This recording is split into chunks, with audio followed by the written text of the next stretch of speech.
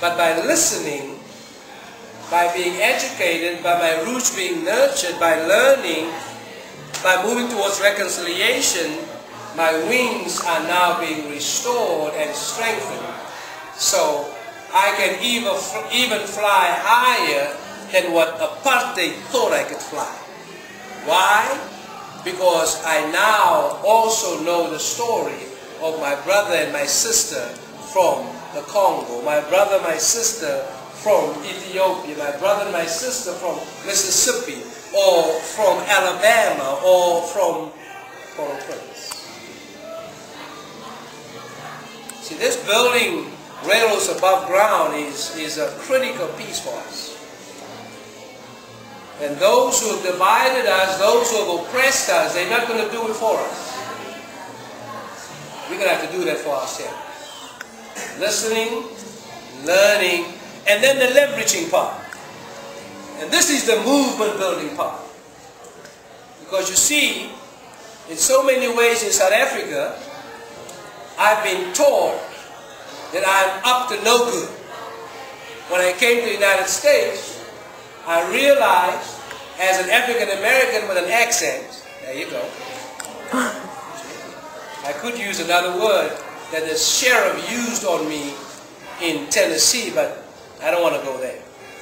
But he said, you are just with an accent. Then I had to realize, oh my God, something's going on in terms of how I'm being viewed right here and right now.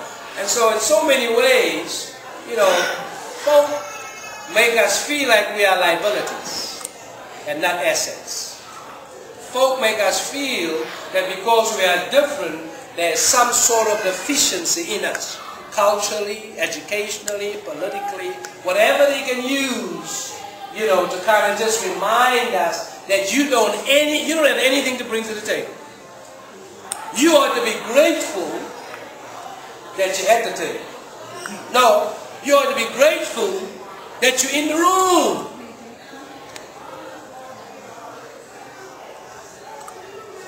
By listening to one another, learning from one another, we can leverage each other's assets and not just move to education or reconciliation, but also move to transformation. Not only just having our roots nurtured, not only just getting our wings strengthened, but also we can mobilize now to make sure that whatever systems and schemes brought us to this place gets broken up so that we can construct some new systems that will move us towards not just a more perfect union, but also towards a more just world. And I think that is the critical piece for us as we move forward from this particular place. Building railroads above ground. Harriet Tubman was able to do it not having a lot of resources. We have so much. Surely we can be a conductor on building railroads above ground, listening to one another's stories, learning from one another, leveraging our assets, educating one another, reconciling with one another, so that we can transform everything that sought to clip our wing. Let me finish up by telling you just this story. When I was in Norway, you know, I had to go there for a conference, and I'm like, Norway? I mean, it's like way up there. The first question I asked was, I guess I'll probably be the only black person there. Well, when I got to Norway, besides being excited about, you know, being in Oslo, which is where the Nobel Peace stuff, so that was great to kind of go and check that out.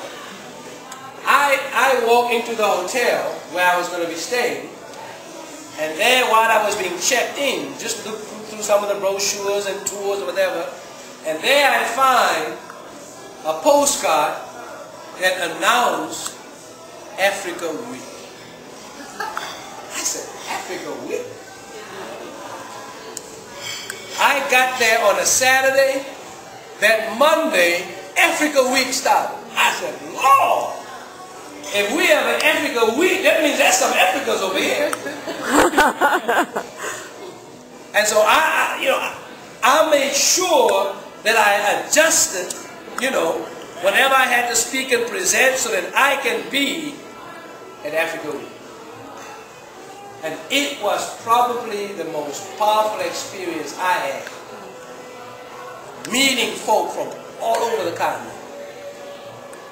Right up in there, close to the North Pole, I guess. In the Nordic countries.